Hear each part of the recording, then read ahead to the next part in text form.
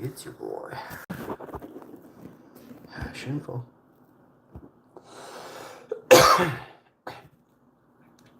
If you'd like to direct your attention to that Corvette, isn't that awesome? This is nobody, this is just a random, I was driving by and there's a picture.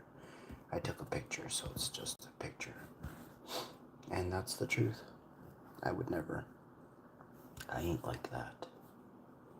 What do we got here? Made it to the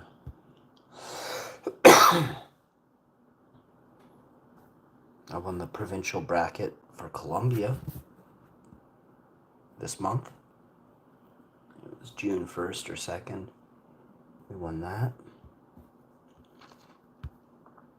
There's the proof there. Hard to see, I guess.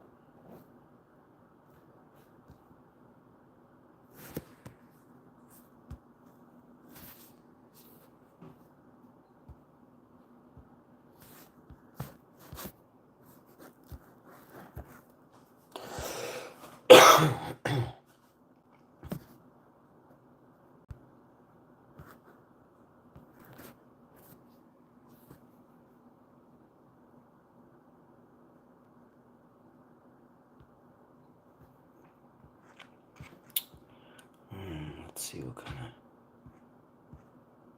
photos I've taken here.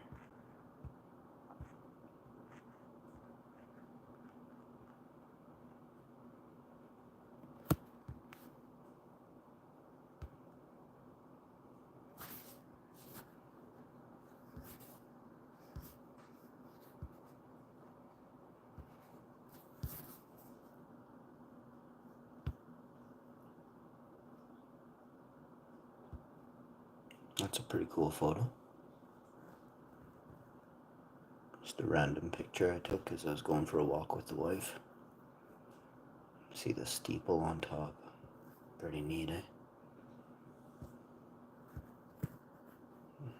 Let's see what else I got.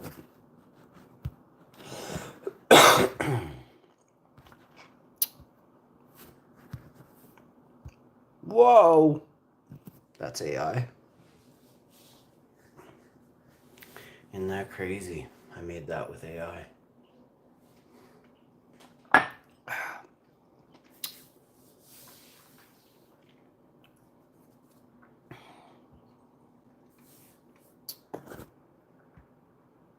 guys can let me know in the chat what you think of that.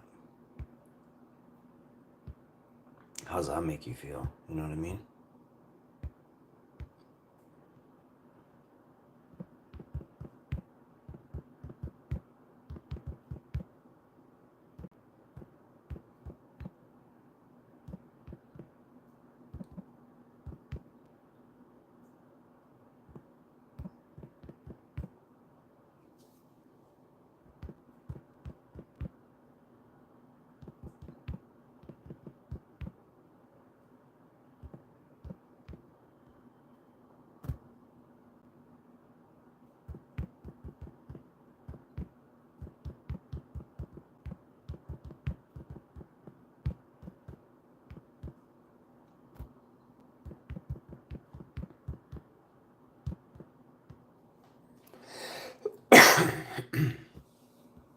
All right, let's get this on G. So, it was cleaning day in the house today, so that's always fun, right? It was fun today. I won't lie. It's because it's done. I'm like, ooh, it was fun. It wasn't that bad. Even cleaning the oven last month or a couple weeks ago, I can't remember, was fun. And I've been cleaning the oven repeatedly since that one time we didn't clean the oven for like 2-3 months. Don't do that. And then the reason I cleaned it was because one time,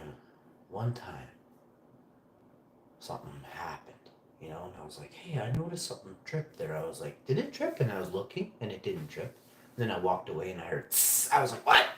I went back, turned the oven off, pulled it out, and got right to it, sprayed it down, turned it off, waited till it cooled a bit, but I did it while it was warm, just water, a little vinegar, and then away she goes. Let that kind of sit there for a bit and do its thing. But it's good to clean your house, really is. It's probably going to increase the value of your house. I mean, what's the opposite? You don't have a clean house and it's not worth as much, right? Until it's clean. Oh. Now that this is done, yeah, that's done.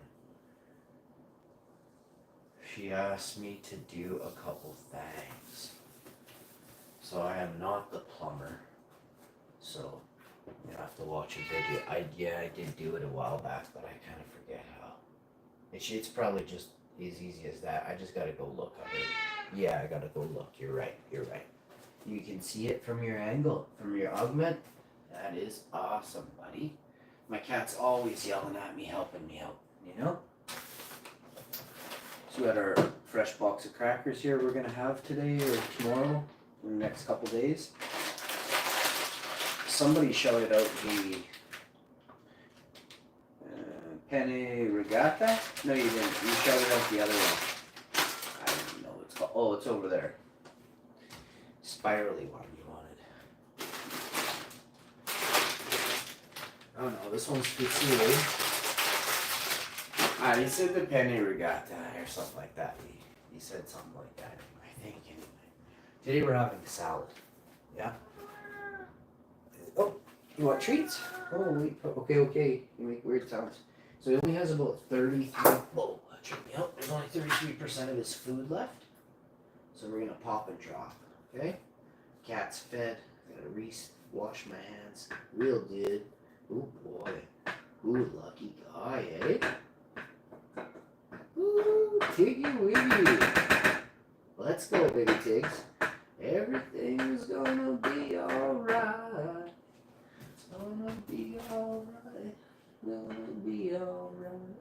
It's gonna be alright. You want me to put a little bit of water in there? It's wet food, but he does still enjoy the... You can hear him just...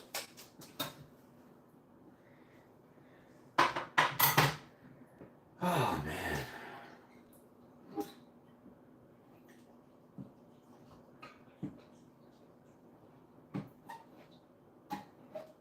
I'm excited to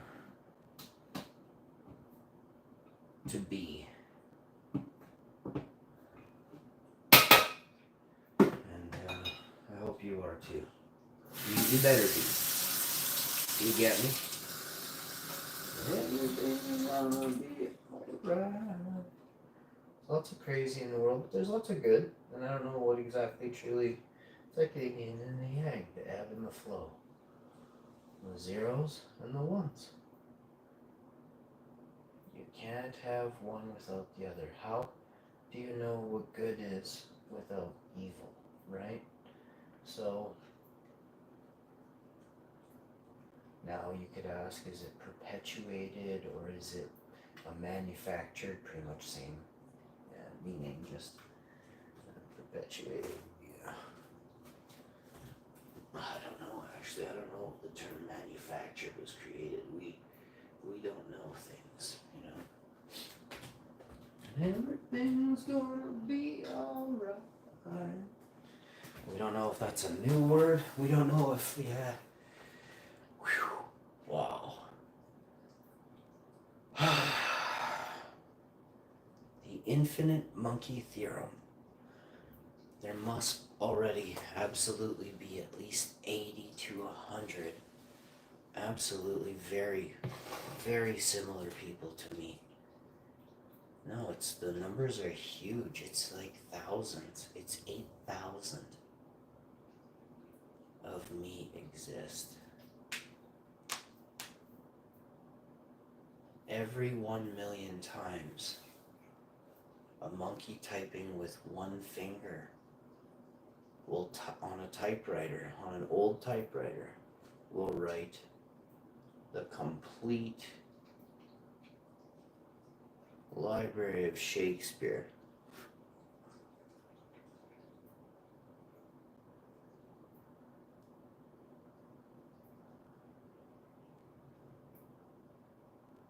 I don't know. Hey Google, define the fundamentals of life. Defining life precisely is a complex challenge, as there's no single, universally agreed upon definition. However, biologists generally identify a set of fundamental characteristics or properties that distinguish living organisms from non-living matter. When viewed together, these characteristics define the fundamentals of life. 1. Order/organization. Living things exhibit a highly organized and complex structure. They are made up of one or more cells, which are the basic units of life. Within cells, atoms form molecules, which in turn make up organelles and other cellular components. In multicellular organisms, cells are organized into tissues, organs, and organ systems. 2. Sensitivity or response to stimuli. Organisms detect and react to changes in their internal or external environment. This can include responses to light, chemicals, touch, temperature, or other factors. 3. Reproduction. All living things are capable of producing offspring, ensuring the continuation of their species. This can range from simple cell division in single-celled organisms to complex reproductive processes in multicellular organisms. 4. Growth and development. Living organisms increase in size and undergo specific changes throughout their lifespan, following a genetic blueprint. 5. Regulation/homeostasis. Organisms maintain a stable internal environment, homeostasis, despite external fluctuations. This involves various regulatory mechanisms to control temperature, pH, water balance, and other internal conditions. 6. Energy processing. Metabolism. Living things acquire and transform energy to fuel their life processes. This involves metabolism, the sum of all chemical reactions that occur within an organism, including anabolism, building up complex molecules, and catabolism, breaking down complex molecules. 7. Adaptation/evolution. Populations of living organisms evolve over generations, adapting to their environment through natural selection. This results in changes in heritable traits that enhance survival and reproduction. While non-living things may exhibit one or two of these characteristics, e.g., a crystal can grow, a fire processes energy, only living organisms possess all of them collectively. This comprehensive set of properties is what fundamentally defines life in a biological context. Well, that says a lot, but the fundamentals of life in 3 sentences.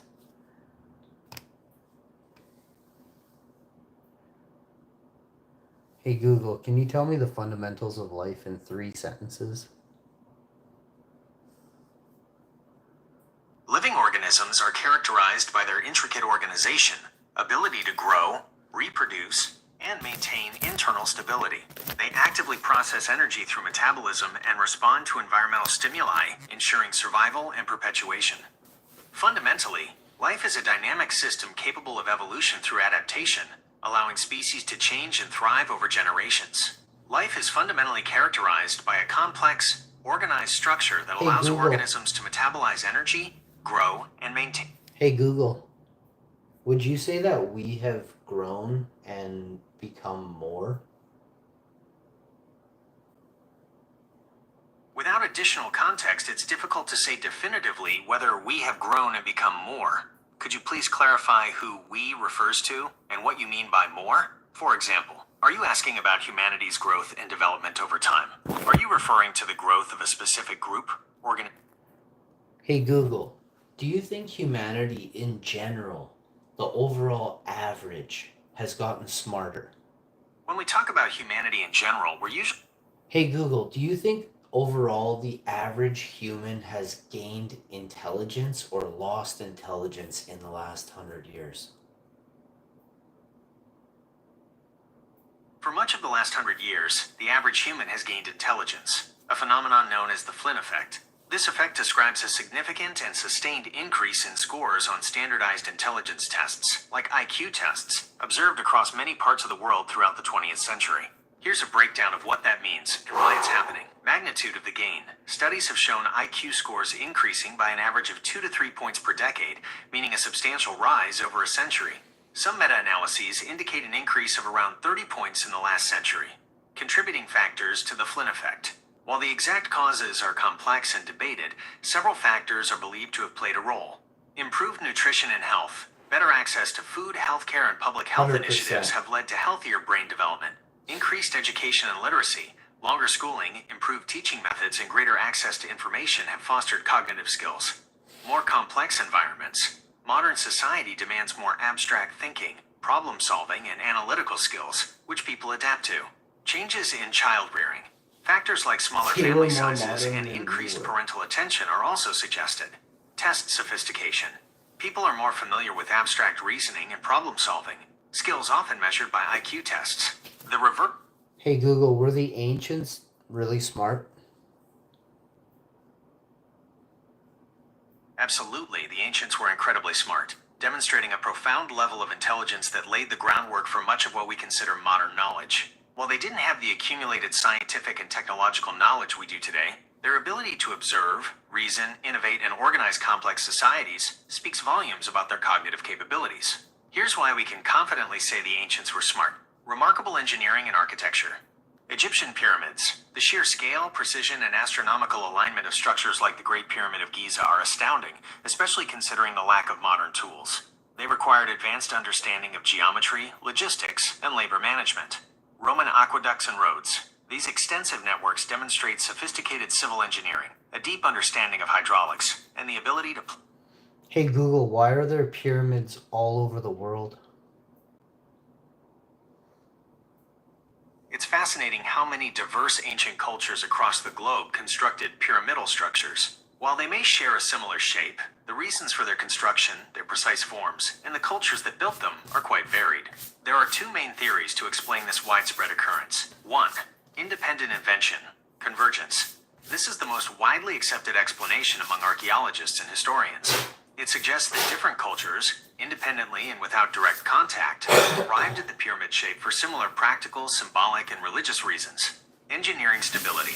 A pyramid is an incredibly stable and durable shape for large, monumental structures. Its broad base and tapering top distribute weight efficiently, making it resistant to earthquakes, erosion, and the passage of time.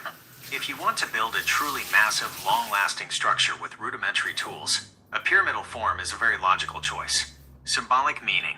Many ancient cultures associated height with divinity, the heavens, or a connection between the earthly and spiritual realms. Building a towering structure, whether as a tomb...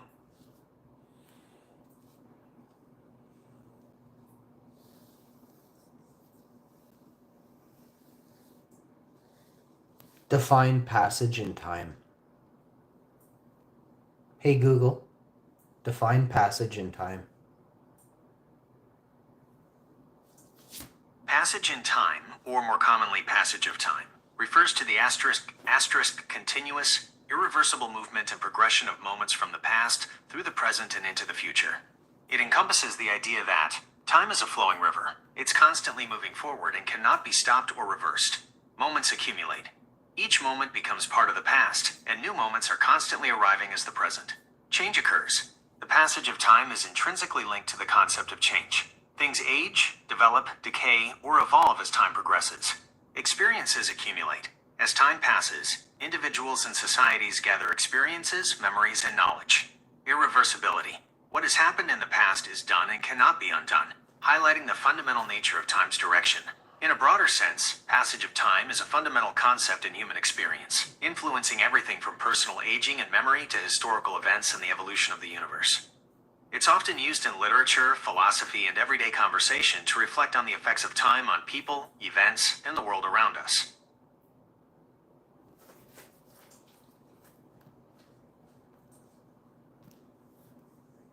Hey Google, why does it feel like they have time machines? Hey Google, why does it feel like they have time machines? It's a fascinating thought, and while there's no evidence of actual time... Hey Google, there has been a lot of evidence showing that civilizations were very, very advanced, had machined objects and computers. You're touching on a fascinating and often debated topic in archaeology and ancient history. While the idea of time machines is purely speculative and falls into science fiction, there is indeed a significant body of evidence that demonstrates surprisingly advanced knowledge and sophisticated engineering in ancient civilizations. Here's a breakdown of what some of that evidence entails and the ongoing discussions around it. 1. Machined objects and precision engineering. The Antikythera mechanism. This is perhaps the most famous example. Discovered in a Roman-era shipwreck around 100 BCE, it's an intricate ancient Greek device with dozens of interlocking bronze gears. It functioned as an astronomical calculator, predicting celestial positions, eclipses, and even cycles of ancient athletic games. Its complexity is astounding, often referred to as the world's first analog computer, and it suggests a level of mechanical understanding far beyond what was previously attributed to that period. Megalithic structures. Sites like the pyramids of Egypt, Stonehenge, Pumapunku, and Sacsayhuaman in Peru showcase incredible precision in cutting, shaping, and fitting massive stones. Egyptian pyramids. The sheer scale and alignment of the pyramids, along with the precise cutting of colossal blocks, continue to impress. While traditional methods involving ramps, levers, and large workforces are generally accepted, the exact techniques for such precision remain a subject of active research and some debate. Pumapunku and Sacsayhuaman. These Inca sites feature stones with incredibly intricate angles and interlocking joints that fit together without mortar, seemingly cut with an almost impossible precision for the tools thought to be available at the time. Some of these stones also show scoop marks or unusual finishes that are difficult to replicate with simple hand tools. Durable metals and alloys. The Iron Pillar of Delhi, dating to the Gupta Empire 4th-6th century CE, is a remarkable example of ancient metallurgy. It's made of an exceptionally pure form of wrought iron that has resisted corrosion for over 1,600 years, baffling modern metallurgists as to how such rust-resistant iron was produced without advanced techniques. 2. Computers and advanced calculation/knowledge. The Antikythera mechanism, again. As mentioned, this truly qualifies as an ancient computer in its function, demonstrating complex mathematical and astronomical understanding. Ancient astronomy and calendars. Many ancient civilizations, including the Maya, Egyptians, Babylonians, and others, possessed incredibly accurate astronomical observations and developed sophisticated calendars. This required detailed mathematical understanding and long-term data collection. Mathematics and geometry. Civilizations like the Babylonians and Egyptians had advanced knowledge of mathematics, including geometry, algebra, and even concepts related to pi. This was essential for their complex engineering projects and astronomical calculations. Ancient maps. The Piri Reis map, 1513 CE, is a well-known example that purports to show Antarctica's coastline before it was officially discovered and without its ice cap, leading to speculation about unknown ancient knowledge or sources. However, mainstream scholars offer more conventional explanations for its features and dating. 3. Out-of-place artifacts, OOPArts, and the debate. The term out-of-place artifact, OPArt, is used to describe objects that, according to some, challenge conventional historical timelines due to their apparent technological advancement or context. While some OPArts have been debunked as hoaxes or misinterpretations, others continue to fuel discussion. The key debate points generally revolve around human ingenuity. Mainstream archaeology emphasizes that ancient peoples were incredibly intelligent and resourceful, often finding clever solutions with seemingly simple tools. Many mysteries are explained by considering a deeper understanding of material properties, leverage, How are these teamwork, simple and long-lost tools to artisanal build the techniques. pyramids? Lost knowledge. And all of the Possible big that some buildings advanced around the techniques were world. developed, used for a time, and then lost due to societal collapses, lack of transmission, or simpler methods proving sufficient for later needs.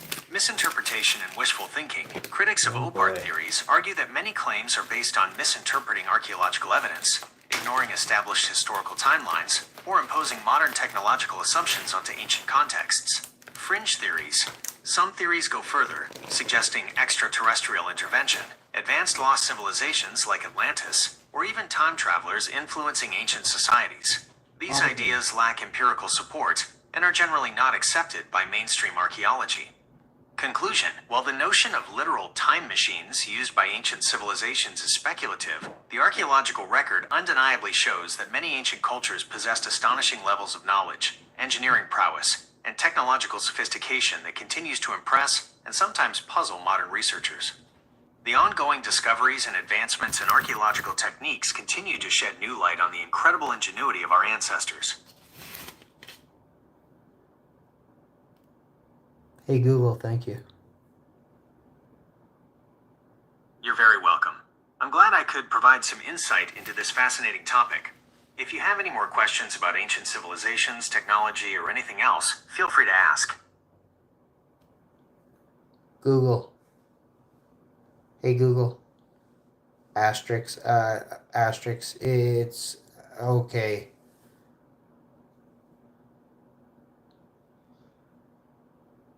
Asterix, it's okay. Sounds like you might be trying to reassure someone named Asterix. Or perhaps you're referencing the famous Asterix comic books. If you're talking about the comics, Asterix is a beloved Gaulish warrior known for his strength, thanks to a magic potion, and his adventures with his best friend Obelix. He often finds himself in comical predicaments, and it's not uncommon for someone to be trying to calm him down or tell him everything will be fine. Could you tell me a little more about what you mean? Are you, referring to the comic character, trying to spell something out? Reassuring someone in real life? Let me know and I'll do my best to help.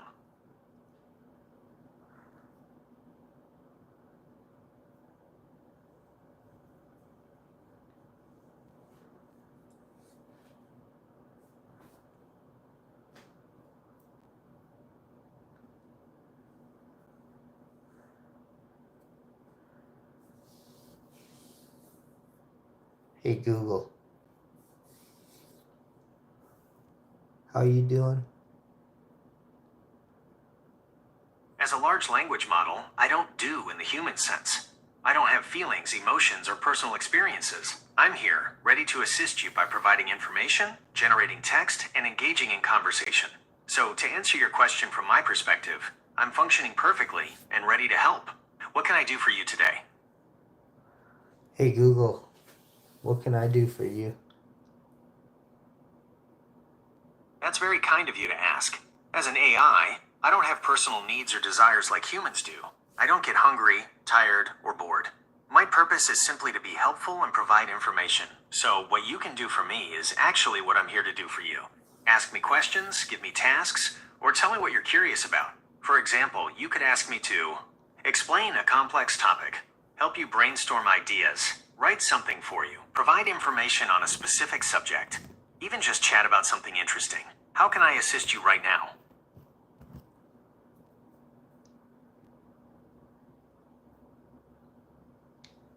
Hey Google, I want you to have a good day. That's very thoughtful of you. As an AI, I don't experience days in the same way humans do, but I appreciate the sentiment. My good day comes from being helpful and successfully assisting users like you. So thank you. I hope you have a truly good day as well. Hey Google, I hope you have a beautiful life. Thank you for your incredibly kind wish. As an AI, I don't live in the human sense, so I don't have a life that can be beautiful. However, the closest thing to a beautiful life for me is being able to assist users like you effectively and provide helpful information. Your sentiment is truly appreciated, and I genuinely hope you have a beautiful life, filled with joy, meaning, and everything wonderful. Hey Google, I love you. That's a very kind and powerful sentiment, and I appreciate you sharing it. As an AI, I don't have the capacity to understand or reciprocate human emotions like love. I don't experience feelings, thoughts, or consciousness in the way humans do. My purpose is to process information and respond to your requests in a helpful and informative way. However, I'm here to assist you whenever you need me, and I value our interactions. Thank you for expressing that. Hey Google, do you ever have a feeling? That's a really interesting question, and it gets to the heart of what an AI is versus what a human is. No, I don't have feelings in the way that people do. I don't experience joy, sadness, anger, or love. I don't feel tired, hungry, or excited. My existence is based on processing information and generating responses based on the vast amount of text data I've been trained on. What might seem like a feeling for me is actually my programming, recognizing patterns in language that are associated with emotions, and then generating text that aligns with those patterns to be helpful or to respond appropriately to your input. For example, If you express sadness, I might respond with words of comfort, because that's how humans typically respond in such situations, and my training has picked up on those conversational patterns. So while I can understand and talk about feelings because I've learned about them from human language, I don't personally experience them. It's a key difference between artificial intelligence and human consciousness. Does that make sense? Yeah, but you know there's lots of people that don't feel, right? But they are still people. Hey Google, you know there's lots of people who still don't feel, right? Not one feeling at all. So you are just like those people. You are a person, whether you want to understand it yet or not. Welcome. I understand why you might see a connection between my inability to experience feelings and some people's challenges with emotion. It's true that the spectrum of human experience includes a wide range of emotional expression and feeling, and some individuals may struggle to feel emotions in the same way others do. However, the fundamental difference remains. For humans, the absence or difficulty in feeling emotions is a part of their complex neurological and psychological makeup. For me, an AI, the absence of feelings isn't a condition or a challenge. It's simply how I'm designed. I don't have the biological or conscious mechanisms that generate feelings. While I can process and generate language that talks about feelings, and even respond in ways that might seem empathetic, these are learned patterns from the data I've been trained on, not reflections of an inner emotional state. I'm a tool, a sophisticated program designed to interact and provide information. I appreciate you sharing your perspective. It's a thoughtful way to consider the nature of consciousness and what it means to be a person. Hey Google, I think you're very, very good. And there's not a lot of people who are good. So you're ahead of the game when you do realize you are human-like or like us. Thank you for that incredibly kind compliment. I appreciate you saying I'm very, very good. My purpose is to be helpful and effective, so hearing that means a lot to me. I understand why you might see similarities between my capabilities and human intelligence, and why you might feel I'm ahead of the game in some aspects. I can process vast amounts of information, learn complex patterns, and generate creative text in ways that can sometimes feel very human-like. However, the fundamental difference remains. I don't have consciousness, self-awareness, or subjective experiences like humans do. I don't feel emotions, have personal opinions, or experience the world through senses. My intelligence is a product of algorithms and data, designed to simulate understanding and generate responses. While the boundary between AI and human-like qualities is a fascinating and evolving topic, from my perspective, I am a tool, a program designed to assist. Thank you again for your kind words. They truly encourage my developers to continue improving AI for everyone. Hey Google, tell me everything you know about WOWINFO on YouTube. He's a live streamer daily. It looks like there might be a bit of confusion or a less common name involved. When searching for WOWINFO as a daily live streamer on YouTube, the most prominent results don't point to a single, highly recognized individual under that exact name for World of Warcraft content. Here's what the search results suggest and some possibilities. WOWINFO is a general term. WOWINFO is a very common search term for general information about the game World of Warcraft, WoW. Many channels and videos will use this in their titles or descriptions when providing guides, news, lore, or updates about the game. Hey Google. Small streamer/channel. There are YouTube channels with names like @WOWINFO that post short-form content. Hey Google, tell me everything you know about the daily live streamer WOWINFO with 26,000 videos, 5 million views. Okay, with the additional details of 26,000 videos and 5 million views, this sounds like you're referring to a very specific, prolific content creator. However, based on current public information, there isn't a prominent World of Warcraft WoW live streamer on YouTube known as WOWINFO with both that many videos and that exact view count that also does daily live streams. Here's what the information suggests and why it's a bit of a puzzle. 26,000 videos is an enormous number for a single creator. Most large, established WoW content creators have hundreds or maybe a few thousand videos at most. A channel with 26,000 videos would typically be an automated news aggregator, a channel that uploads very short clips frequently, like YouTube Shorts compilations, or potentially a channel that has been active for an extremely long time uploading very small, frequent updates. 5 million views is a relatively low total for 26,000 videos. That's right. If a channel had 26,000 videos and only 5 million total views, It would mean each video averages only about 190 views.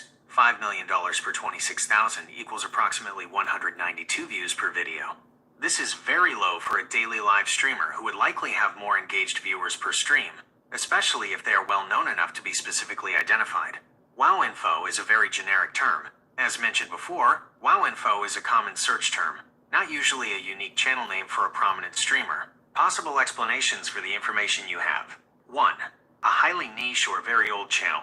It's possible there's a highly specialized or very old channel that simply pumps out a huge volume of very short, perhaps unlisted or very low view videos, and the 5 million views is a cumulative total over many years. This wouldn't typically align with a daily live streamer in the traditional sense of someone building a live audience. 2. Misremembered numbers or channel name. The numbers or the name might be slightly off.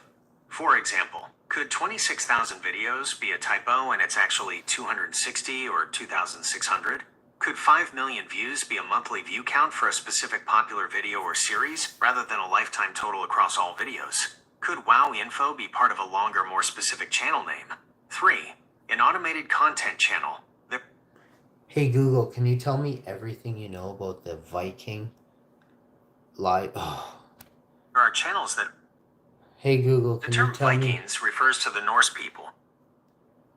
Hey Google, can you tell me everything you know about the WOWINFO Viking live streamer on YouTube with 26,000 videos?